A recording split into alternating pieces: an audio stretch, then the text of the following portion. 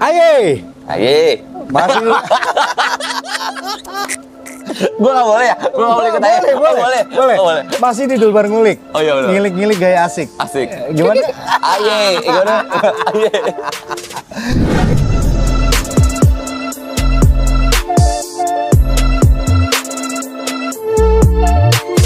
Oke, assalamualaikum warahmatullahi wabarakatuh.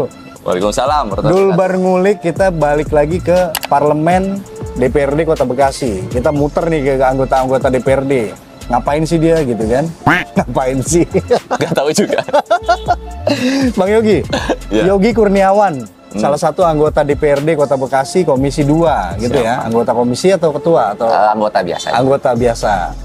Luar biasa belum? Alhamdulillah. Oh, belum. Menurut ibu saya begitu sih.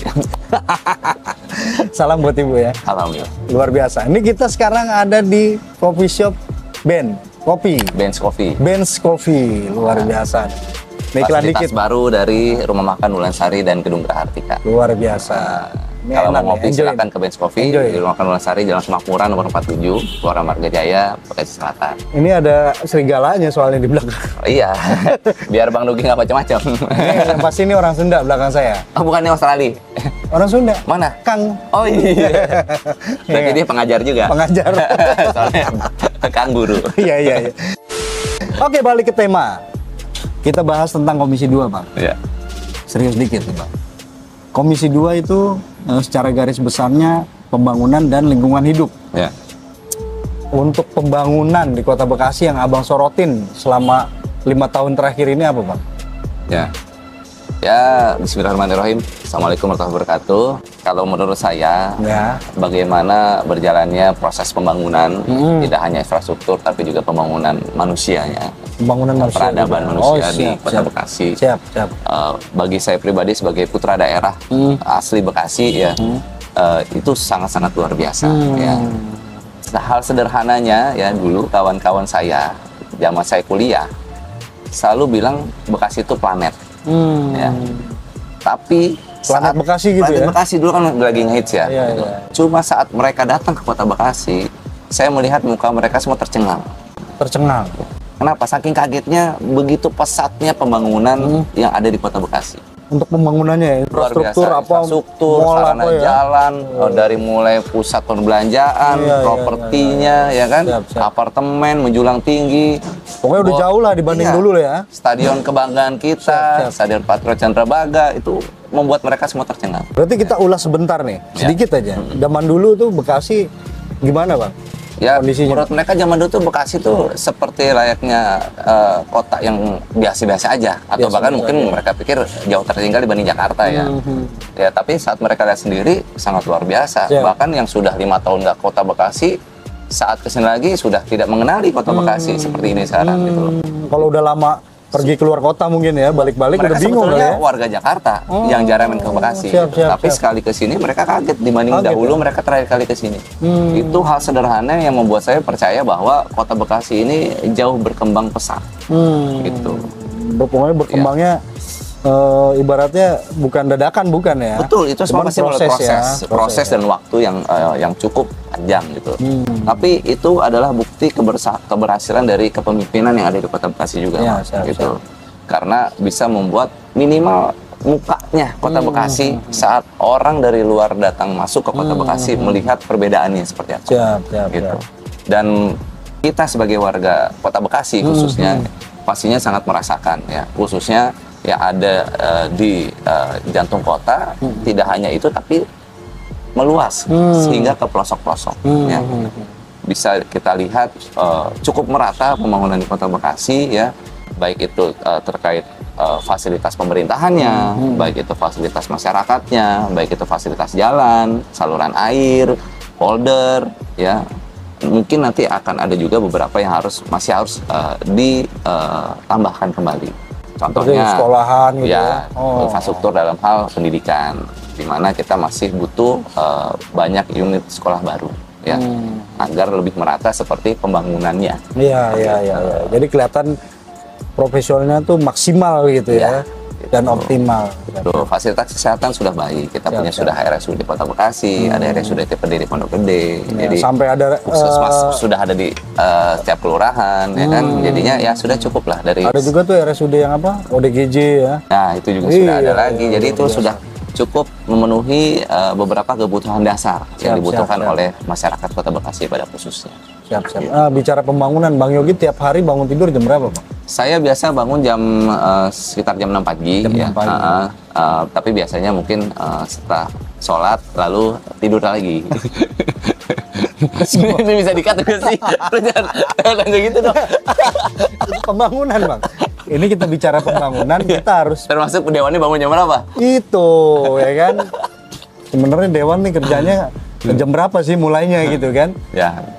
Ya kalau itu tadi bisa dikat dulu ya. Ya. Ya kalau saya pribadi Nggak usah biasanya di-cut. Udah, ini kita namanya podcast.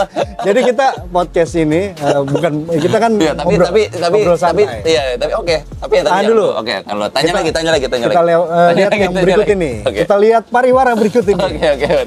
Waiters. Aduh. Tapi yang pasti pembangunan di Kota Bekasi dari zaman dulu sampai sekarang udah jauh lah ya. Ya. Ya, alhamdulillah Bang, dari saya kecil waktu itu masih tinggal di Kalimalang, ya pindah ke alun-alun, lalu alhamdulillah pindah ke Ya. Kelurahan Marga Jaya sini ya, Ya. khususnya Kampung 200. Nah, itu sangat luar biasa. Oh. Sangat luar biasa. Dulunya di Kalimalang itu bagaimana jalanan gelap ya kan. Oh ya, oh gitu. Baik, oke. Ada tulisannya tuh. Ya nggak apa-apa, dua-duanya buat Bang Nugi juga nggak apa-apa kok. Saya ikhlas. Alhamdulillah, ya Allah. Silakan Bang Nugi habisin. Enggak. Kayaknya gue maruk banget gue kan. nggak apa. Masuk frame lagi. Silakan. Oke, untuk Abang Pok di rumah gitu. Maaf nih ya, nggak nawarin ya. Biasanya kalau nawarin basa-basi kan? Ya. Ais. Enggak dong, kita nawarin. Tapi harus datang ke sini. Datang ke Kopi Bench Di mana? di Graha Hartika, Ulansari. Oke, jalannya? Jalan. Jalan Kemakmuran. Nomor berapa? Nomor berapa? Nomor 47. 47. Ini kebanyakan iklannya. Oke, lanjut. Ini sambil ngobrol nih. Iya, iya, mangga. Gimana kopinya, enak? Rasa kopi Rasa kopi bener sih. luar biasa. Enak, Cobain kental dulu ya. Kental dan ibaratnya Hmm. agak gurih gitu. Mana udah melempem aja nih, kayaknya kelamaan. Iya, kayaknya Emang es ini batunya. kopi apa kerupuk Kayaknya ya? es batunya dingin ini. Dingin, es Heeh, batu. harusnya agak panas. Oke, kita balik ke pembangunan. Iya. Untuk banjir gimana, Bang? Masih ini nggak sih? Ya. Kota Bekasi ini masih darurat nggak? Sejak saya ingat sekali waktu itu beberapa bulan setelah dilantik jadi anggota DPRD Iya, ya tahun 2019 itu kita ingat ada musibah banjir besar ya di Iya. tanggal 1 Januari kalau tidak salah tahun 2020 itu seingat saya momentum banjir besar yang terakhir Yang terakhir. di Kota Bekasi. Mudah-mudahan ya. Insya Allah mudah-mudahan tidak lagi. Tapi Ya, itu seingat saya adalah yang pengalaman terakhir saya saat baru menjabat sebagai anggota DPRD. Itu merupakan ujian yang cukup berat juga untuk kita semuanya ya di Kota Bekasi khususnya. Namun setelah itu saya belum mengingat lagi nih. Ada banjir lagi. musibah serupa terkait banjir yang sebesar itu. Sedahsyat itu Sedahsyat ya. itu. Mungkin kalau untuk genangan, tapi itu tidak terlalu signifikan seingat saya. Khususnya di wilayah Dapil 1 ya, Bekasi Selatan dan Bekasi Timur. Paling ada Bekasi Timur ya hujan karena kiriman kemarin ya. Ya, kiriman wajar lah, itu kan bukan karena hujannya, Ya, tapi karena dari hulunya. Ya, dari gitu. hulunya. Ya. Nah, itu saya rasa alhamdulillah sudah lama tidak terjadi musibah banjir itu dan mungkin kebetulan karena memang kita sudah merasakan musim kemarau yang cukup lebih panjang dibanding biasanya Ya, panjang. hingga banyak daerah juga yang kekeringan sebetulnya. Dan mudah-mudahan Allah memberikan kita hujan yang baik, yang berkah, namun tidak menyebabkan musibah banjir. Amin. Takbir. Allah Akbar. Luar biasa. Ini kita oke Pak Ustadz. Siap. Oke, kita balik lagi ke tema pembangunan. Jadi bukannya kita mutus ini ya. Iya. Cuman Putus emang kita silaturahmi lagi, jangan. karena Yang kita emang lagi bahas pembangunan. Iya betul. Yang penting silaturahmi jangan sampai putus. Jangan sampai. Ya, asal pinjam 100 dulu. Boleh.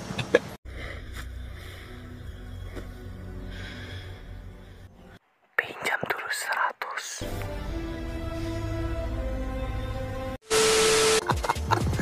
Bisa aja anggota dewan.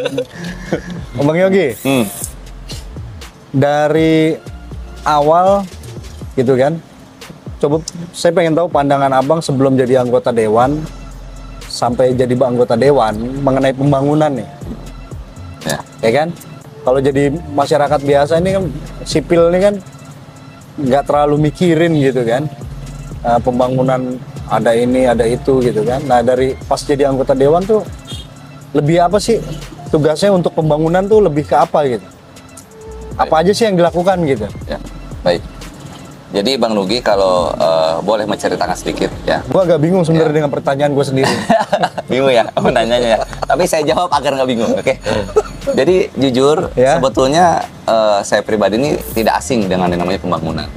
Karena sebelum menjadi anggota DPRD, Ya. bahkan dulu jauh lah, bahkan sebelum mengenal politik ya, sebelum masuk Partai Golkar, memang background saya ini adalah pengusaha muda. Pengusaha muda. Pengusaha muda yang tidak jauh dan cukup lekat dengan konteksnya pembangunan. Contohnya, setelah lulus kuliah, saya membantu orang tua saya di perusahaan beliau ya, di bidang advertising atau reklama. Siap. Yang juga dalam kegiatan usahanya itu ada kegiatan pembangunan, yaitu adalah konstruksi reklama. Lalu sekitar tahun 2015 itu saya juga bergabung dengan kawan-kawan saya di organisasi namanya Himpunan Pengusaha Muda Indonesia ya, atau HIPMI ya. Ini kebetulan saya pakai baju HIPMI-nya nih. Oh ini bajunya ya? Oh, Himpunan siap. Pengusaha Muda Indonesia ya, yang kebetulan bergerak di bidang usaha kontraktor. Kontraktor. Ya. Sebetulnya tidak jauh hidup saya dari hal pembangunan. Satu di bidang advertising, satu lagi di bidang kontraktor. Tapi bedanya, dulu itu saya murni pengusaha. Murni pengusaha. Jadi hal pembangunan itu adalah profit oriented. Ya, gitu. Jadi kita Bisnis lah ya. pasti bisnis Ya. gitu, karena bidang usaha kita di bidang pembangunan. Siap. Gitu. Karena Bedanya itu. ngebangunnya karena bisnis. Betul. Ya, namanya Karena pengusaha kan. kita berusaha untuk mencari keuntungan Siap. dan untuk pribadi dan untuk keluarga. Siap. Tidak untuk masyarakat gitu. Walaupun memang kita ada sedekah Siap, nantinya dari hasil usaha kita itu. Tapi bedanya di dalam baik dunia politik, dunia kedewanan atau DPRD, pastinya orientasi dan makna dan tujuannya pasti berbeda.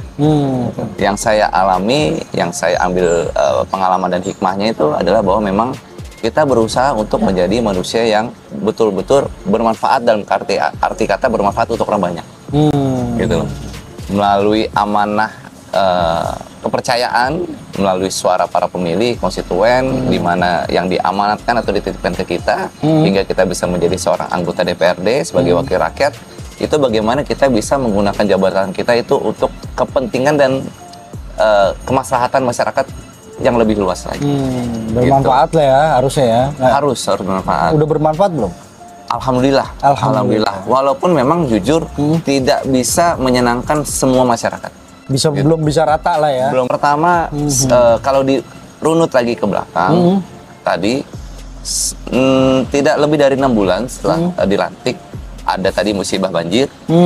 Lalu 2 bulan 3 bulan kemudian langsung ada musibah namanya virus corona ataupun COVID-19 ya.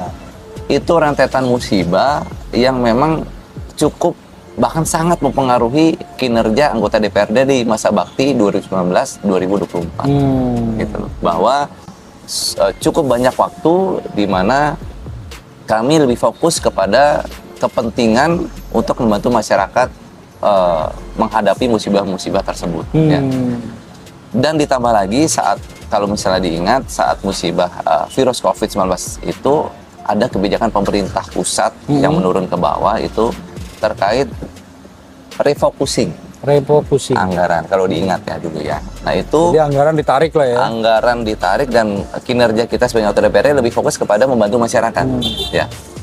Untuk kesehatan. kesehatan, keselamatan nyawa, Ya, ya kan, ya. pelayanan publik, ya. Nah itu yang sangat merubah kinerja dari anggota DPRD seperti saya, gitu. Tupoksinya jadi berubah gitu Tupoksinya ya. berubah, yang tadinya untuk memikirkan Pembangunan, rapat-rapat, aspirasi, pokok pikiran itu sempat sirna, ya kan, siap, siap. hampir 1 hingga 2 tahun. Nah, Tapi Bang Yogi selama jadi anggota dewan tuh masih suka nongkrong-nongkrong di rumah warga nggak? alhamdulillah semampu saya dan semaksimal mungkin saat ada waktu. Karena kan stigmanya, Ya, paham. ya kan? Mm-mm. Pas mau masuk tahun politik, nah itu sampai-sampai nyapuin gitu kan. Ya, Tapi anggota dewan nggak semua yang begitu kan. Bang Yogi gimana Bang? saya pribadi jujur memang pastinya pengalaman COVID kemarin sempat merubah metode, pola, ya, karena memang harus jaga jarak dan lain halnya. Tapi memang Emang serba bingung itu ya iya, pas saat COVID itu ya. nggak mungkin kita bisa bersosialisasi dengan masyarakat secara Iya. baik saat kita dibatasi. Ya, Gitu. tahu saja begini kan dulu kan. Iya, bahkan nggak boleh begini Bahkan kan. iya, dari Presidennya jauh. begini. Nah Iya, itu iya. jadi hal-hal seperti itu yang mungkin pastinya terkadang bisa merubah pola ataupun kebiasaan kita dalam bersosialisasi. Dan alhamdulillahnya beberapa waktu belakangan ini sudah hampir setahun ya kita sudah mulai bisa beradaptasi kembali seperti sekarang nih kita bisa ngobrol secara langsung, Bisa. ngopi bareng lagi ya kan. Bisa. Dan saya insya Allah selama ada waktu, selama ada kesempatan saya akan berusaha menjadi Yogi yang dulu bersosialisasi kepada masyarakat seperti biasanya. gitu. Yogi yang riang gembira lah. Ya insya Allah itu Iya. tidak mudah-mudahan tidak berubah gitu. Siap, siap. Ya intinya saya selalu berusaha setiap ada kesempatan, setiap ada waktu untuk bisa tetap bersosialisasi pada masyarakat seperti biasa. Tapi intinya seneng lah ya, bisa Senang sekali. dikenal banyak warga, bisa Betul. bermanfaat gitu Betul, ya. betul. Jadi ada hal-hal yang sangat-sangat membuat saya bahagia melebihi materi. Ya. Saat saya pribadi yang diamanatkan menjadi sebuah orang wakil rakyat bisa memberikan manfaat kembali kepada masyarakat yang memberikan kepercayaan kepada saya. Siap, siap. Walaupun mungkin tadi saya bilang tidak bisa 100% seluruh masyarakatnya. Ya. Tapi saya senantiasa bersama keluarga besar saya, bersama tim saya ya berusaha untuk memaksimalkan manfaat dari apa yang kita dapatkan, apa yang kita punya. Siap, siap. Karena pastinya banyak masyarakat yang tidak mengetahui sebenarnya. Siap, siap. Gitu. Kan banyak juga nih keluhan warga nih, banyak anggota dewan nih, beberapa anggota dewan yang susah dihubungin. Itu Ya. biasanya gimana sih, Ya, Bang?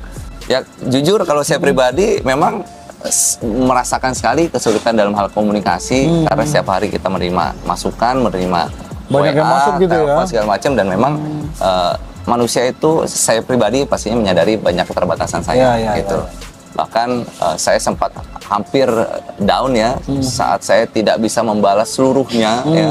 Bahkan saat itu rekornya hampir 1.200 sampai 1.300 WA Yang masuk tuh. yang masuk, yang menumpuk. Kan main. Dan saya sudah berusaha untuk merespon satu-satu. Sehari itu bisa 100 sampai 150 pesan ataupun telepon atau bagaimana, tapi tetap tidak bisa mengcover semuanya. Karena masuk lagi yang baru, ada Betul, lagi ya. Betul. Saat hari ini sudah merespon sedemikian banyak masyarakat, besoknya akan banyak kembali yang masuk. Dan itu adalah memang tugas dan kewajiban dari anggota Tapi DPRD. memang anggota DPRD manusia biasa juga. Kembali lagi. Saya bukan menyadari. manusia super lah ya. Betul. Saya sudah bilang ke Ada waktunya buat keluarga ya, juga. saya sudah bilang ke keluarga, ke tim, ya. ke masyarakat yang memang cukup intens komunikasi dengan saya bahwa saya selalu mohon maaf. Selalu mohon maaf bahwa memang saya menyadari keterbatasan saya, kekurangan saya, dan memang saya menyadari saya ini manusia biasa. Siap. Walaupun memang tidak ada niat yang disengaja, Siap, siap. gitu loh. Ya, mudah-mudahan bisa dimengerti ataupun dimaklumi, tapi misalnya tidak, ya saya tidak bisa berbuat apa-apa. Iya, siap. Saya hanya bisa tetap bekerja dengan niat yang baik, dengan niat yang tulus. Apapun yang saya miliki sudah saya maksimalkan untuk memberikan manfaat kembali, manfaat balik kepada masyarakat. Kalaupun memang masih dirasa kurang, ya saya sebagai manusia biasa hanya bisa mohon maaf dan mudah-mudahan bisa dimaklumi. Siap, siap. Gitu. Terima kasih atas curhatannya dan keterus terangannya gitu kan. Itu kan yang diperlukan, Bang. Ya. Balik ke pembangunan. Waktu itu Bang Yogi pernah memberikan berapa gerobak gitu ya untuk Ya. UMKM ya. Itu kan termasuk anggaplah pembangunan ekonominya gitu Ya, kan. pembangunan ekonomi dan manusianya. Manusianya ya. Itu berapa banyak dulu tuh gerobak tuh, Bang? Waktu itu memang tidak terlalu banyak Bang, karena keterbatasan anggaran saya yang harus dibagi ya. Jadi saya bilang tidak sebesar yang mungkin masyarakat bayangkan, dan bahkan tidak sebesar apa yang saya bayangkan sendiri gitu tadinya. UMKM yang abang kasih gerobak tuh ya untuk dagang itu tujuannya untuk apa tuh Bang? Dan gimana kelanjutannya itu? Ya, jadi ada satu program yang mungkin bisa dibilang unik, dan niat kami membuat program itu memang murni untuk membantu masyarakat ya. Awal pikiran saya bersama tim internal kami, yaitu adalah Yogi Kurniawan Center. Saat itu berpikir dasarnya adalah bagaimana kami banyak menerima masukan ya, banyak menerima permohonan bantuan terkait ekonomi ya, khususnya bagi saudara-saudara kami, kawan-kawan kami, sahabat-sahabat kami yang masih pengangguran ya. Kami berpikir bahwa bagaimana kita bisa membantu kawan-kawan kita ini, minimal pertama berharap bisa memberikan pekerjaan yang layak. Kalaupun tidak bisa, bagaimana kita bisa membantu kawan-kawan kita untuk bisa mendapatkan mata pencaharian atau penghasilan bagi diri mereka sendiri minimal, dan juga berharap bisa untuk keluarganya juga gitu loh. Saat itu memang ternyata tidak mudah, jujur tidak mudah untuk membantu kawan-kawan kita mencari pekerjaan formal ataupun pekerjaan informal yang layak gitu. Oleh karena itu kami kembali kepada manfaat kami, manfaat saya pribadi sebagai anggota DPRD. Dibantu pemikiran oleh keluarga besar saya di tim Yogi Kurniawan Center ya. Akhirnya kami mulai memikirkan gitu loh, bagaimana kita bisa membuat program yang bisa membantu kawan-kawan ini untuk tadi mendapatkan atau menghasilkan mata pencaharian gitu Pak. Mereka bisa bekerja sambil berusaha gitu. Nah, akhirnya tercetuslah dari abang saya waktu itu dan saya pribadi berdiskusi, saya dan ada Bang Asep atau Bang Ate waktu itu bersama Bang Firas, Bang Kiki ya, Pak Herwe Husen. Halo Bang Saat Ate. itu ya Bang Bang Ate, Bang Asep. Lalu ada Bang Firas, Bang Kiki, dan Bang juga Firas, ada Bang Pak Herwe Kiki. Husen. Satu Pak Herwe berpikir Husen. bisa nggak kalau kita manfaatkan kewenangan anggaran anggota DPRD dalam membuat sebuah program yang bisa menciptakan pengusaha baru. Gitu loh. Jadi bukan udah usaha dapat gerobak bukan ya? Ya. Baru ya? Target utama kita adalah yang pengangguran. Yang pengangguran. Ya, target utama kita karena Siap. untuk membantu mengangkat mereka agar bisa memiliki mata pencaharian. Siap. Terlebih background saya adalah pengusaha muda. Ya, saya juga di organisasi saya di HIPMI atau Himpunan Pengusaha Muda Indonesia. Itu target utama kami adalah mencetak atau menciptakan pengusaha muda baru. Terlebih lagi ada misi sosial di situ adalah membantu pemerintah untuk mengurangi tingkat pengangguran. Siap. Apalagi pengusaha mudanya yang sudah menikah dan punya anak ya. Apalagi itu bebannya tambah banyak lagi Bang. Nah itu Nyari kerja kan usia 35 ke atas sudah susah lah. Nyari kerja formal tadi bukan ya. mustahil tapi memang sangat sulit. Memang sangat sulit. Sangat sulit. Siap. Nah, oleh karena itu kami berpikir gitu loh, bagaimana kita memanfaatkan program anggota DPRD disandingkan dengan anggaran yang cukup di awal. Lalu kami tercetus untuk membuat sebuah program namanya Gerobak UMKM. Gerobak UMKM. Gerobak UMKM. Di mana konsep Gerobak UMKM itu adalah kita mencoba membuat sebuah konsep dari end to end, dari A sampai Z-nya. Karena selama ini kami coba menganalisa beberapa program pemerintah dan program masyarakat itu cukup baik ya, namun hanya berfokus kepada pelatihan. Pelatihan, sertifikasi ya kan, tapi terkadang banyak masyarakat yang informasi ke kami saat sudah selesai pelatihan, mereka berpikir pengen menjalankan usahanya modal dari mana. Modal gerobak aja lumayan mahal ya. Beli gerobak kosongan aja itu udah berapa juta. Iya. Belum beli alat-alatnya, belum beli bahannya, belum ilmunya. Iya. Ya, belum fasilitas penunjangnya. Nah itu. Jadi kami akhirnya berpikir bahwa kita harus menyiapkan sebuah konsep program yang bisa menyediakan seluruh kebutuhan masyarakat untuk berusaha. Ya. Nah, alhamdulillah saat itu saya ingat sekali, saya mencoba menggambar ya di papan tulis itu menggambar konsep gerobak sederhana ya, bahkan seperti gambar anak TK lah ya. Desainnya lah Tapi ya. sudah bisa dimengerti oleh keluarga besar saya di tim Yogi Kurniawan Center tadi. Saya menggambar Jadi gambar gerobak. sendiri tuh ya? Gambar gerobak? sendiri bang, di papan tulis di kantor saya. Siap. Gambar Itu gambarnya gerobak. bagus ya? Enggak bagus sama sekali. Tapi yang penting kawan-kawan saya, keluarga besar saya, abang-abang saya paham. Paham. Yang saya mau seperti apa. Maksudnya lah ya. Maksud saya tuh Ya, apa ya, gitu. ya, Jadi ya, kita menyamakan visi dulu. Tapi gitu. kan gambar gerobak gampang bang. Gambar Cuman gerobak kotak ya kan, ada rodanya ya kan. Rodanya. Nah, tapi di situ saya bilang, saya tidak ingin gerobak dorong. Saya ingin gerobak kayu. Sepeda. Pakai sepeda. Nah, jadi saya tambahkan satu ban lagi di belakang dan tempat duduknya, gitu gerobak dengan sepeda di belakangnya, gitu, Siap, gerobak kayu. Nah, dari gambar saya yang sederhana bahkan cenderung tidak bagus itu, ya, alhamdulillahnya bisa dimengerti oleh tim saya, keluarga besar saya di Yogi. Garis besarnya paham lah ya. Garis besarnya sudah memahami Ya, gitu. ya, ya. Akhirnya dibantu disempurnakan oleh abang saya, Bang Asep atau Bang Ate, dan juga tim Yogi Kurniawan Center ya tadi. Akhirnya kita mulai merancang gitu loh. Bagaimana fasilitas utamanya adalah kan gerobaknya.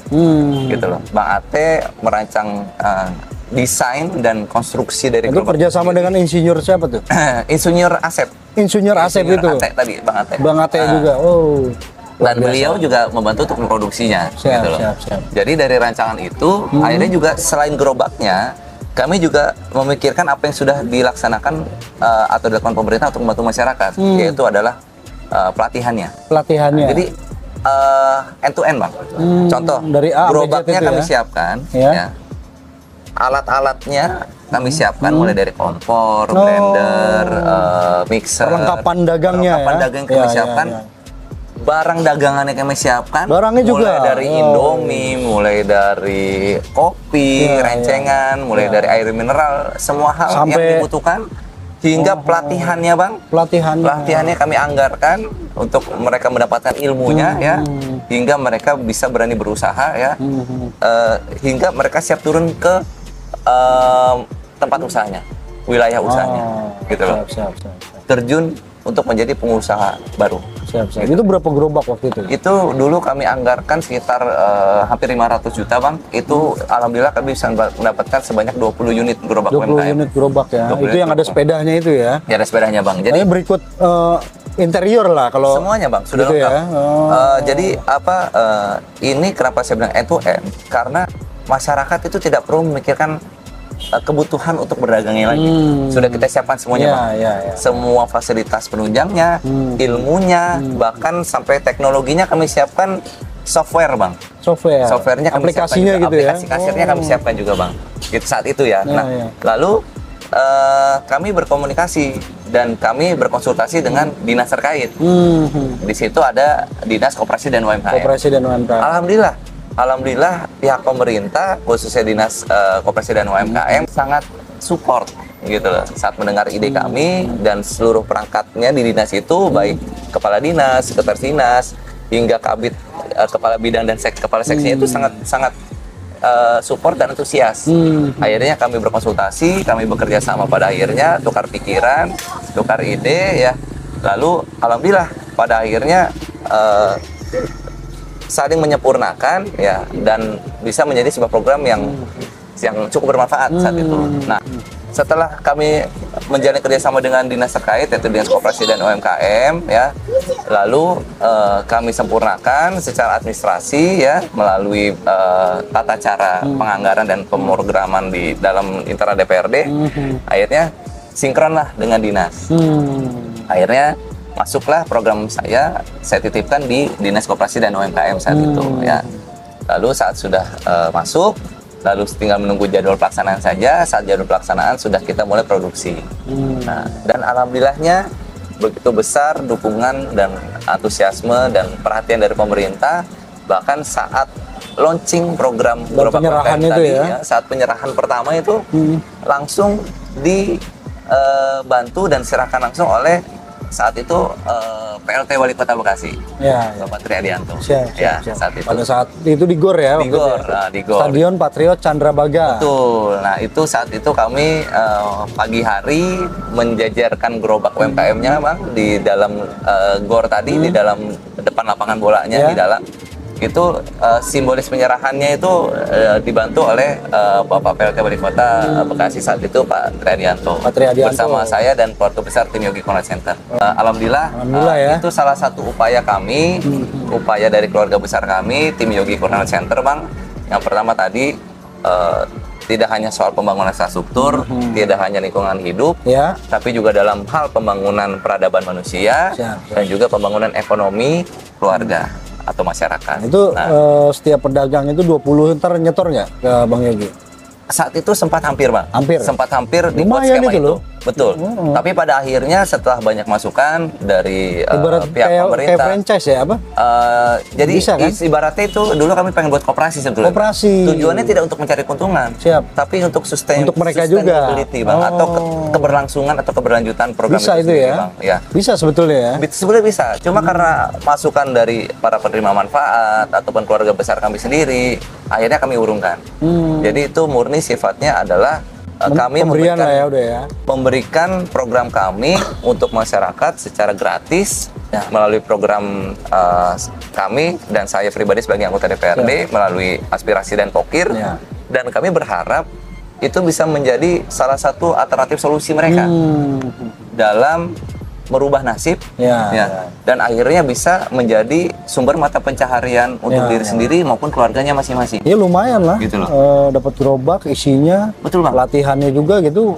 Gerobak, peralatannya Bang, hingga sampai kompor, tabung LPG 3 kilo, sampai selang regulatornya, sampai lampu gerobak, sampai bahan-bahan dagangannya. Otomatis Bang, izin usaha dari dinas sudah dapat dong? Sudah, karena ini kan kita bekerjasama dengan dinas. Bahkan semua penerima manfaat itu langsung didaftarkan menjadi binaan dari Dinas Koperasi dan UMKM. Ini salah satu anggota dewan yang emang bagus untuk maju lagi ke tahap selanjutnya 2024 ini. Amin. Nah, ini kan udah masuk tahun politik ya, Bang Yogi ya. Mudah-mudahan maju lagi terus. Amin. Dan satu lagi Bang, memang saya berharap kawan-kawan kami di DPRD Kota Bekasi juga bisa memiliki perhatian yang sama. Ide yang sama untuk pengangguran ini ya, karena memang masih banyak kawan-kawan kita di Kota Bekasi ini yang butuh program-program semacam ini dan memang diakui oleh pihak Dinas Koperasi dan UMKM saat itu bahwa memang baru kami baru Bang Yogi yang membuat program seperti ini gitu loh. Saya pastikan lagi kebenarannya, apakah benar dari 50 anggota DPRD baru Yogi yang membuat program DPRD Kota Bekasi ini. DPRD Kota Bekasi. Saya sempat tidak percaya juga, tapi memang pengakuan dari dinas ya baru ini program yang dititipkan kepada Dinas Koperasi UMKM berupa gerobak UMKM yang sudah memfasilitasi dari mulai permodalan, peralatan, bahan dagangan hingga pelatihan hingga software. Jadi lengkap sudah A sampai Z sudah terpenuhi. Tinggal kembali lagi, saya bilang kembali lagi kepada manusia penerima manfaatnya. Gitu loh. Tapi sebenarnya kalau diikat dengan koperasi tadi lebih terstruktur ya sebetulnya. Seharusnya bisa seperti itu. Jadi nggak dilepas total gitu kan? Tapi takutnya memang ada hal negatif juga. Betul. Jadi memang secara peraturan memang itu harus pemberian. Baik dari saya sebagai anggota DPRD maupun pemerintah kepada penerima manfaat yaitu masyarakat itu sendiri. Itu masuknya informal ya masih ya? Informal. Itu informal. Nah itu juga, tapi saya sangat berharap kepada para penerima manfaat, saya selalu bilang jangan sia-siakan program ini. Kenapa? Karena satu gerobaknya itu nilainya sudah besar. Terhitung itu bisa 15 hingga 20 juta per gerobak kosnya.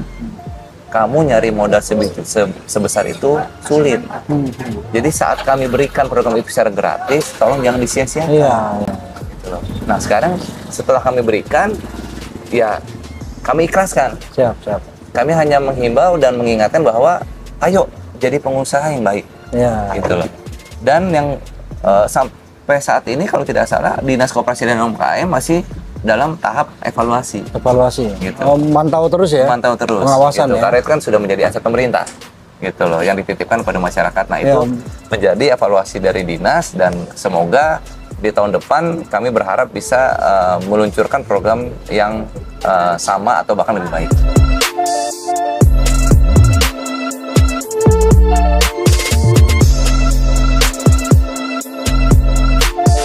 kita mungkin baru di tahun ketiga atau 3,5 tahun menjadi anggota DPR itu baru bisa merasakan manfaat dari hak anggaran seorang anggota DPRD. Gitu. Saat itu saya ingat sekali hak anggaran yang pertama kali kami rasakan itu hanya di ABT tahun 2021 kalau tidak salah. Jadi untuk anggaran itu ya? Baru hak anggaran itu baru bisa kami terima dan kami rasakan untuk bisa mengembalikan kepada masyarakat. Pak. Jadi sama dari 2019 akhir, 2020, 2021 itu tidak ada sama sekali anggaran aspirasi atau yang namanya pokok pikiran. Siap. Tapi saat itu kami berusaha maksimal kan Bang. Ya 2021 kami langsung genjot ke infrastruktur ya, baik itu infrastruktur jalan. Setelah COVID berakhir ya? Ya, setelah kami diberikan walaupun nilainya sangat-sangat kecil. Iya, terbatas juga lah ya. Sangat terbatas. Karena dibagi-bagi ya. Ya kami Dapil 1 harus mengayomi 2 kecamatan, 9 kelurahan gitu loh, dengan puluhan atau ratusan RW dan RT. Siap. Gitu loh. Jadi tidak mungkin, kami pikir tidak mungkin bisa dibagi rata, itu tidak mungkin. Iya. Mustahil lah menurut saya dengan anggaran yang sangat kecil itu. Iya. Lalu tapi kami berusaha kecuali bisa berapa periode gitu kan bisa dibaginya ya. Ya mungkin ya, dan itu memang ada yang kekurangan butuh waktu dan memang harus bergiliran, tidak bisa sekaligus serentak semua. Siap. Nah, itulah keterbatasan dari seorang anggota DPRD biasa seperti saya. Nah, tapi tetap kita coba maksimalkan dengan membuat skala prioritas dan bagaimana kita juga memakai skala prestasi ya dari tim kami. Akhirnya yang kami prioritaskan adalah yang memiliki prestasi dalam hal dulu pemilihan gitu. Dan ya tidak ada cara lain selain itu Bang, karena dengan dana yang sangat terbatas, dengan permintaan dan kebutuhan yang sangat banyak, harus ada skala prioritas. Oleh karena itu kami berusaha sedikit-sedikit kita genjot infrastruktur dulu ya kan, jalan, infrastruktur jalan baik itu di aspal maupun di cor, saluran air. Hanya itu saja cukup ya Bang. Nah itu kisah-kisah Bang Yogi selama COVID itu ya, sampai akhirnya infrastruktur di pelan-pelan lah ya, diperbaiki. Nah untuk Dapil ini kan Bekasi Selatan, Bekasi Timur. Apa sih menurut Bang Yogi PR yang masih harus diperhatikan di selatan atau timur gitu? Ya, bagi saya yang pertama kalau terkait infrastruktur atau pembangunan itu mungkin tidak akan pernah habis. Ya. Karena akan terus berkelanjutan ya, karena memang harus bertahap untuk proses dan waktu. Tapi saya yakin saat ini pun secara keseluruhan sudah cukup baik. Di Dapil saya, khususnya Bekasi Selatan, Bekasi Timur, sudah cukup jarang ditemukan ya infrastruktur yang rusak parah gitu ya. Tapi tetap bisa dimanfaatkan, walaupun memang butuh perawatan dan ada beberapa titik yang masih butuh perbaikan. Namun saya yakin dengan seiring berjalannya waktu dan bagaimana masyarakat bisa berkomunikasi dengan pemerintah dan juga kami di legislatif, insya Allah apabila informasi itu tersampaikan dan memang kita bisa berkomunikasi dengan baik, bekerja sama dengan baik, insya Allah hal-hal tersebut akan dapat teratasi dengan baik ke depannya. Tapi asik ya jadi anggota dewan tuh, lebih banyak asiknya atau lebih banyak pusingnya Bang? Ya, semua pasti ada plus minus ya, tidak hanya di sebagai anggota DPRD, tapi juga saya juga sebagai pengusaha juga pasti punya enak dan tidak enaknya. Tapi kembali lagi, niat dan tujuan kita menjadi seorang anggota DPRD atau wakil rakyat tuh apa gitu. Memang kalau dibandingkan ya tidak sinkron gitu loh. Tapi kalau memang niat kita baik, niat kita ingin bermanfaat untuk masyarakat, niat kita ingin membantu masyarakat lebih luas lagi, ya tidak ada yang tidak enak. Dinikmati saja. Nikmatin gitu. ya. Karena memang niat kita, asik lah ya. Iya niat kita memang ingin bermanfaat. Kayak ngilik-ngilik kayak asik gitu kan? Iya, asik gimana? Ngilik. Iya. Jadi kalau ini kan orientasinya beda Bang. Orientasi pengusaha dengan orientasi wakil rakyat, bagi saya itu berbeda. Gitu. Karena memiliki ruang lingkup yang jauh berbeda. Dimana kalau jadi pengusaha dulu saya hanya memikirkan diri saya, keluarga saya, perusahaan saya, karyawan saya. Masyarakat itu kalau memang ada sisa hasil usaha, ya kan? Saya harus mikirin kewajibannya dulu. Tapi kalau untuk menjadi wakil rakyat atau anggota DPRD, mayoritas itu kewajiban yang harus dipikirkan, gitu loh. Ini yang gue petik nih, sorry Bang, gue potong. Ini yang saya petik, anggota DPRD yang basicnya pengusaha aja pusing nih. Gimana? Makanya jangan jadi caleg yang nggak mau usaha. Itu sih. Gimana nggak caleg nggak mau usaha gitu. Harus usaha, Bang. Harus usaha. Yang pengusaha aja pusing apapun kan. itu, kalau kita ingin menggapai atau meraih sebuah tujuan atau cita-cita, selain kita berdoa baik kepada Allah, minta mohon ridho kepada orang tua, ya pastinya harus ada ikhtiar di situ. Harus ya. Bahkan selain ikhtiar harus fokus dan konsisten. Harus menurut saya. usaha lah ya, Bu. Ya. Jangan lupa ya. Ya beginilah. Usaha Ya, itu mohon kan. doa restu dan dukungannya. Oh gitu ya. Oh enggak ya? Enggak ya, itu mau di ujung sana ya. Oh, itu nggak yang tahu begini-gini di ya. mana Di ujung. Ya, tapi kalau misalnya kita ada rezeki, ya itu tidak salah. Nggak apa-apa. Kita niatnya bersedekah. Ya. Itu niatnya bersedekah. Apalagi Apa? dia sudah minta ya. Apa? Apalagi warga itu sudah minta tolong Iya, gitu kan. tidak minta saja kalau kita rezeki kan kita Iya. diwajibkan untuk bersedekah. Siap, siap. Ya kan? Itu zakat Siap, dalam bahasa Arabnya zakat Ya, gitu loh. ya. Apalagi orang memohon bantuan. Siap. Selama kita mampu dan memang kita ada, ya tidak ada salahnya memberi. Iya, berbagi. Kecuali kita lagi tidak mampu, kita Ya. tidak punya. Usahakan dulu. Ya. Kalau memang sudah tidak bisa betul-betul, ya mohon maaf. Ya, ya. Insya Allah kalau ada kesempatan lain kali, saat ada Ya. rezeki, insya Allah kita bantu. Ya, ya. Gitu. Jujur aja lah. Jujur aja ya. Ah, Nah, karena jujur itu adanya di pagi hari biasanya. betul. Kalau malam hari, Ada juga. Ada di apa? Ini kalau pagi kan jujur kacang hijau. oh benar-benar. Malam bubur Makan kue jujur jujur, ayam. pakai teh manis anget, enak banget itu. Cakep. Terus mana terusannya? Pantun bukan itu? Enggak ada lagi. Bener itu aja. Gue nungguin udah cakep, udah masuk cakep. Ya udah cakep aja.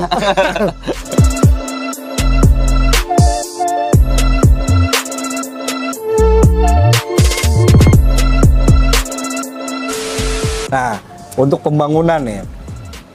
Tadi kan sampai ke tahap ibaratnya pembangunan Kota Bekasi ya udah berkembang lah ya. Ya. Di Kecamatan Bekasi Timur Selatan juga udah signifikan lah ya, udah. Alhamdulillah. Nah, kalau untuk bidang lingkungan hidupnya nih, Bang.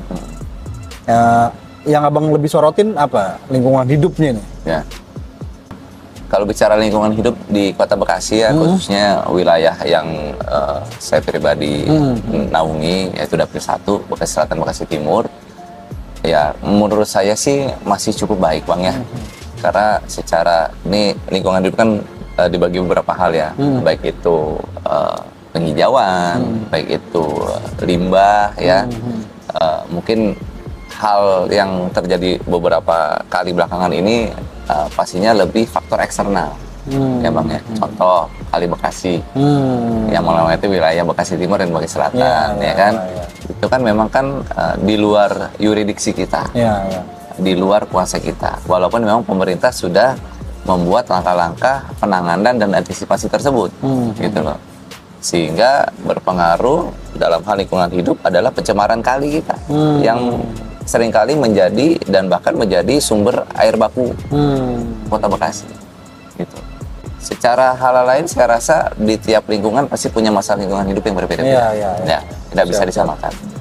Nah, itu lagi justru kita mengajak kepada masyarakat untuk saling membantu, saling bekerja sama. Tidak bisa hanya bergantung atau berpangku tangan gitu. Harus bareng-bareng lah ya. Karena masyarakat juga harus punya kesadaran menjaga lingkungan hidup di sekitarnya masing-masing, gitu loh.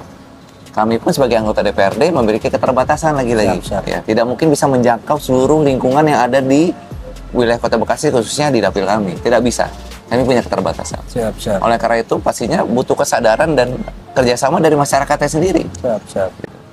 Emang kalau bicara lingkungan hidup tuh sebenarnya kan sedetil apapun itu dinilai.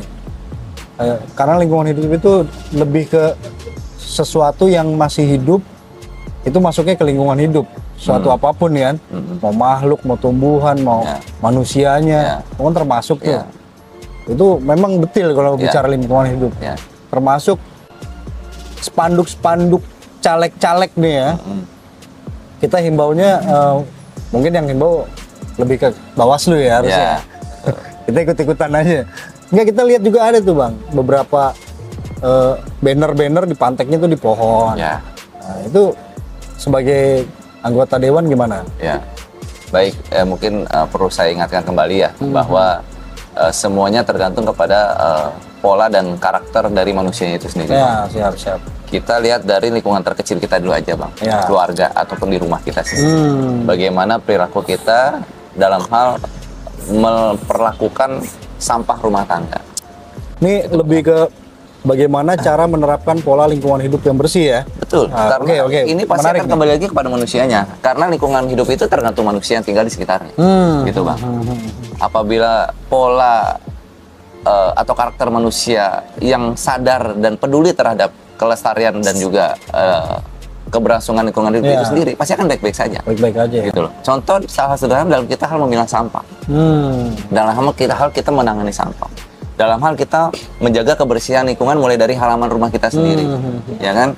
Lalu berlanjut ke tingkat lingkungan, RW RT. Bagaimana masyarakat di lingkungan RW RT tadi bisa menjaga lingkungan hidup bersama-sama. Dengan cara apa? Kerja bakti. Siap. Gotong royong. Saling membantu mengingatkan jangan buang sampah sembarangan. Ya. Siapkan tempat sampah yang memadai. Gitu loh. Ya, betul. Berkomunikasi dengan pihak pemerintah dalam hal pengangkutan sampah. Siap. Ya kan, kalau sudah itu diangkut sudah lepas tanggung jawab kita, sudah menjadi tanggung jawab pemerintah untuk melanjutkan ke tingkat selanjutnya, gitu loh. Nah, dari hal terkecil dan paling bawah itu akan lanjut, Bang, ke tingkat atas lagi, gitu. Nah, apabila seluruh masyarakat Kota Bekasi sadar dan peduli akan kebersihan dan kelestarian lingkungan, saya rasa secara makro lingkungan hidup di Kota Bekasi akan baik-baik saja. Berarti emang dari hal terkecil tuh dari dalam rumah dulu ya, dari Betul. keluarga kita ya. Iya, itu yang selalu diajarkan orang tua saya, gitu. Biar Mulai kita dari buang hal sampah terkecil, sembarangan. iya di sekitar kita, gitu. Contoh, ibu saya selalu mengajarkan, saat kamu lihat sampah di depan mata kamu, walaupun itu bukan sampah kamu, ambil, buang ke tempat sampah yang seharusnya. Hal sederhana seperti itu. Jadi membentuk karakter kita dulu, Bang. Ya. Karena lingkungan hidup itu tidak bisa berbuat apa-apa, Bang. Iya. Tergantung manusianya yang ada di situ. Kalau kita ngandelin orang lain juga capek juga ya. Ya, mungkin hanya berharap dan menunggu ada yang sadar. Iya. Tapi itu yang diajarkan orang tua saya adalah jangan nunggu orang, kita duluan aja yang sadar diri. Ya. Walaupun itu bukan urusan kita. Kita bisa mencontohkan lah ya. Beri contoh atau kalaupun tidak ada yang lihat nggak apa-apa. Ya. Minimal Allah juga akan lihat. Iya. Itu akan jadi amal ibadah kita sendiri. Emang begitu-gitu kebiasaan itu ada beberapa tempat ya di salah satu wilayah Bekasi Timur. Itu saya temuin itu warga komplek itu resah karena apa? Depan rumahnya toto ada sampah gede. Ya. Nggak tahu tuh sampah siapa gitu kan. Kayak orang numpang buang sampah sembarangan itu aneh. Jadi gitu ya. ada hal-hal internal yang bisa kita kelola atau tangani. Ada juga faktor eksternal yang mungkin kita juga tidak tahu itu asalnya dari mana. Iya. Gitu kan. Bahasanya sampah liar. Sampah liar. Ya kan? Yang kita tidak tahu kapan dibuangnya, oleh siapa dibuangnya, kita nggak tahu. Iya. Gitu. Mungkin tuh sampah lagi jalan-jalan sambil ngamen, capek dia istirahat di situ. Ya itulah kita tidak tahu. Tapi itu tetap menjadi tanggung jawab bahaya. masyarakat di sekitarnya. Iya. Gitu. Bagaimana solusinya? Pertama, membuat peringatan, dilarang buang sampah sembarangan. Iya. Kedua, apabila memang sudah terlanjur terjadi, bagaimana masyarakat sekitar bisa bergotong royong untuk membersihkan dan bekerja sama dengan pemerintah untuk pembersihan dan pengangkutannya, gitu loh. Itu kan yang penting masyarakat bisa berkomunikasi dengan pemerintah dan aparat setempat, gitu loh. Karena yang punya fasilitas itu ya pemerintah. Gitu.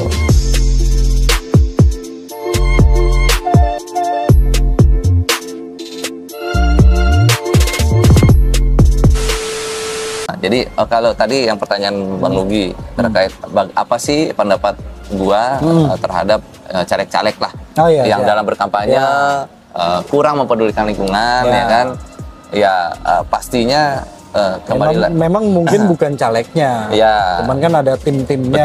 Betul. Kan? Jadi memang sebagai pengalaman juga sebagai seorang caleg Jadi dulu 2019 memang saat lagi gencar-gencarnya mempromosikan diri, memang semua caleg dan tim sesnya pasti punya strategi masing-masing, ya kan? Dan kembali dalam hal berkampanye atau bersosialisasi itu kembali lagi kepada caleg dan timnya ya Bang ya. Bicara terkait dengan lingkungan hidup, ya memang sebaiknya menggunakan media-media yang tidak mengganggu lingkungan hidup sekitar. Tadi Bang Nugi bilang ada yang dipaku di pohon, sampai sekarang pun masih ada. Ada banyak kan kita nemuin ya. Tinggal bagaimana memberikan kesadaran dan pemahaman kepada seluruh caleg dan para tim sesnya juga kepada masyarakat untuk saling mengingatkan, gitu loh, bahwa kalau temanya lingkungan hidup kan masih ada media-media lain, gitu loh. Lebih baik Anda tempel di tiang listrik. Di Lebih baik ada tempel di tembok Iya. daripada Anda menyakiti pohon Iya. atau lingkungan hidup lainnya. Atau ya di kan? rumah orang tapi izin dulu gitu kan? Izin dulu, kan kita punya Bayar sewa etika. gitu kan? Sewa kantor. Iya. Bicara dulu kalau misalnya berkenan baru kita pasang. Atau misalnya pakai baliho, pakai Baliho. bambu yang tidak menyakiti lingkungan Bisa hidup. kontak ke sini. Ya kan? Bisa diproduksi di kami dan pasang oleh kami juga. Di Wulansari Group. Di Artika Advertising bisa. Oh, Artika Advertising. Iklan lagi. Nah, itu salah satu Ya. hal yang dulu juga kami coba lakukan. Ya. Nah, kami meminimalisir Ya. pemanfaatan ataupun kerusakan lingkungan hidup dengan tidak contoh memaku Iya. alat peraga kampanye kami di pohon Pohon. ataupun selain pohon mungkin tidak tidak bikin sampah lah. Bikin sampah. Gitu loh. Sampai Jadi- numpuk spanduk main Betul. timpa-timpa gitu ya. Aduh. Usahakan seefektif dan seefisien mungkin Ya. agar tidak terlalu mubazir atau menjadi menghambur-hamburkan Iya. alat peraga kampanye akhirnya menjadi sampah masyarakat. Sampah. Gitu. Bukan sama masyarakat ya, maksudnya sampah nanti akan mengganggu masyarakat Iya, gitu iya. loh. Bukan sampah masyarakat, bukan ya. Heeh. Tapi kalau ya gitulah. Nah, kalau untuk sampah kan banyak juga tuh sampah dikali-kali itu. Iya. Ya kan? Ya. Itu gimana? Pernah nggak bersihin itu gitu? Maksudnya Kalau untuk program terjun itu langsung ke kali, jujur saya belum pernah. terjun ke kali? Oh iya, Seperti jangan. Pandawara misalnya Oke. gitu kan. Oh, iya, iya. Komunitas yang untuk Iya, iya. kebersihan lingkungan hidup Iya, saya iya. memang jujur secara pribadi belum pernah. Belum pernah. Ya, tapi untuk menjaga kebersihan lingkungan dan bahkan sadar akan ikut menjaga lingkungan itu menjadi memang ajaran orang tua saya dari kecil. Gitu. Bahkan ibu saya bilang, memang saya ini memang lebih mewarisi kesadaran akan tadi menjaga lingkungan dengan contoh membuang sampah pada tempatnya yang memang walaupun itu bukan sampah kita. Ya, ya. Gitu. Jadi itu sudah Ini sampah tertanam. buang dulu ya, bentar ya. Boleh, ini juga bang sampah bang. Silakan dibuang dulu bang.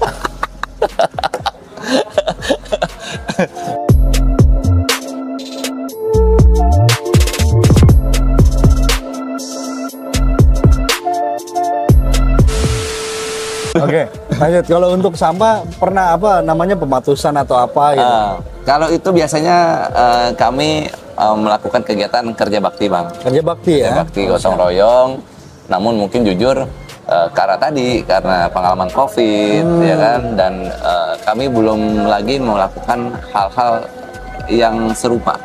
Gitu loh, sudah lama sih, memang sudah kangen juga gitu. Ya. Tapi apabila memang ada elemen masyarakat khususnya di wilayah kami ya pastinya akan kami sambut baik gitu loh. Nah, itu juga biasanya kami support gitu, kami support apa yang dibutuhkan, mulai dari alat-alat, mulai dari minimal ya air mineral ya kan, ataupun misalnya mungkin makanan kecil, makanan ringan, itu biasanya Makanan kecil ya. yang bisa kami bantu lakukan ya di hal-hal seperti itu bang. Seperti kuaci lah ya, makanan Ya, kecil kan. kuaci ataupun kulitnya aja mungkin itu, nah isinya dimakan dulu gitu. Nah, kalau untuk Timur Selatan, untuk RTH-nya ruang terbuka hijau gimana Bang? Pantauan Abang? Ya, alhamdulillah untuk khususnya di wilayah Bekasi Selatan dan Bekasi Timur terkait ruang terbuka hijau saya rasa sudah cukup memadai ya. Cukup ya. Ya, karena alhamdulillah Untuk di tengah kota ya, begini karena ya. kita termasuk di tengah kota ya. Jadi contoh kita punya taman kota, Ya, kita punya gor yang ada komplek olahraganya dan pastinya ada ruang terbuka hijaunya. Ya, ya. Dan juga seperti di daerah Makmuran sini, Jak Makmuran ini masih banyak pohon-pohon rindang ya kan. Alun-alun. Nah, di Bekasi Timur masih ada ruang terbuka hijau seperti lapangan Putihguna dan mungkin lapangan-lapangan yang ada di lingkungan masing-masing dengan RTH-nya masing-masing. Siap. Gitu. Dan alhamdulillah pemerintah juga memperhatikan dan membantu program dengan tadi pembuatan RTH hingga ke tingkat RW dan RT. Gitu. RTH, tingkat RT dan RW ya. Iya, betul. Siap. Mungkin depan rumahnya gitu ya. Biasanya di lingkungan RW atau RT itu ada fasum-fasumnya, Bang. Pasos-pasum ya. Kalau di perumahan-perumahan ya. Betul. Dan Kalau itu biasanya ada fasilitas masyarakat setempat yang juga pastinya dilengkapi dengan fasilitas RTH. Ruang terbuka hijau tadi. Nah, baik dari pemerintah maupun kesadaran dari masyarakat setempat sendiri. Swadaya ya. Gitu. Iya. Nah, kalau kesimpulannya dari pembangunan dan lingkungan hidup yang Abang jalanin sampai saat ini nih ya. Di Komisi 2 ya.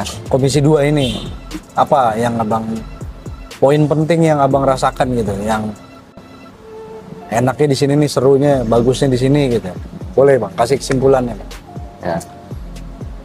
Kembali lagi ya, kalau dalam konteks pembangunan khususnya infrastruktur manusia dan juga lingkungan hidup ya Bang ya, alhamdulillah saya pikir khususnya di wilayah kami ya, atau Dapil 1 Kesatuan Bekasi Timur, saya rasa sudah sangat baik Bang ya.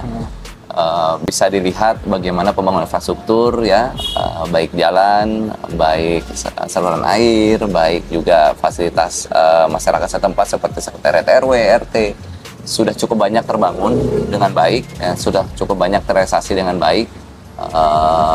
Tidak hanya dari pemerintah, tapi juga dari sisi legislatif melalui dana aspirasi dan pokir tadi, lalu juga kesadaran masyarakat yang sudah cukup tinggi menurut saya Bang untuk hal pembangunan dan lingkungan hidup, dan itunya pasti tidak lepas dari proses waktu yang panjang dalam pembangunan peradaban manusia ya. Masyarakat Kota Bekasi khususnya yang memang jauh sekali perkembangannya dibanding dahulu kala gitu, dan pastinya tidak mungkin sempurna ya, karena di dunia ini memang saya yakin tidak ada yang sempurna gitu loh. Semua ciptaan Allah ya, ciptaan Tuhan pasti memiliki kekurangannya masing-masing. Oleh karena itu yang bisa kita lakukan hanya terus bekerja, terus mengabdi kepada masyarakat ya. Lalu kita berusaha semaksimal mungkin untuk bekerja sama dengan seluruh elemen, baik pemerintah eksekutif, baik legislatif, dan juga tentunya masyarakat gitu. Karena pemerintah dan legislatif pun pastinya butuh kerjasama masyarakat ya.